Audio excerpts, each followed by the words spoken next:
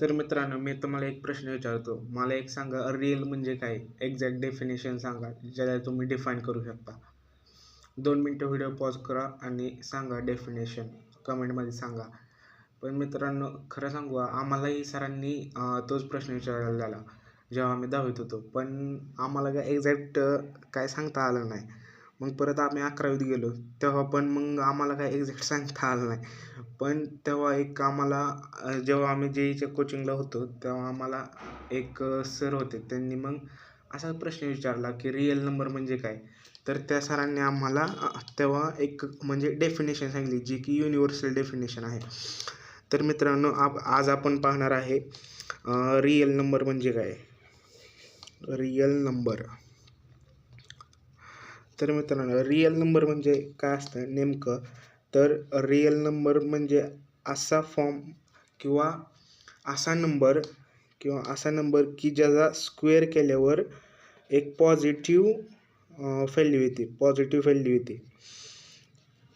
आता सपोज आपण कशाचाही जर स्क्वेअर केला तर त्याची व्हॅल्यू पॉझिटिव्ह यायला पाहिजे, त्याला रिअल नंबर म्हणतात. म्हणजे आता रिअल नंबर म्हणजे आपण जनरली इन्क्लूड काय करतो? नॅचरल नंबर, रॅशनल नंबर, परत होल नंबर, इंटिजर्स, परत आपण रॅशनल नंबर पण इन्क्लूड करतो आणि आपण झिरो पण इन्क्लूड करतो. आता विषय काय, नॅचरल नंबरचा स्क्वेअर केल्यावर पॉझिटिव्ह व्हॅल्यू येते.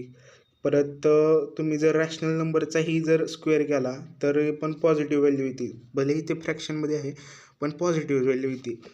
आणि जर तुम्ही निगेटिव्ह इंटिजरचा जरी स्क्वेअर केला तरी पण व्हॅल्यू पॉझिटिव्ह येते. सपोज आता -2 इंटू -2, तर ह्याची व्हॅल्यू पण 4 येणार, म्हणजे पॉझिटिव्ह. तर ही ह्या इंटिजरसाठी पण व्हॅलिड आहे आणि होल नंबरसाठी पण आहे. परत इरॅशनल नंबरसाठी पण आहे.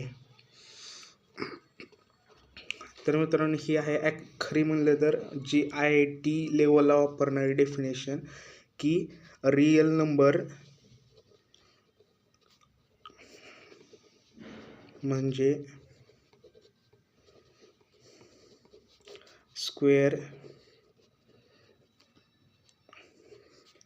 केल्यावर व्हॅल्यू पॉझिटिव्ह येते.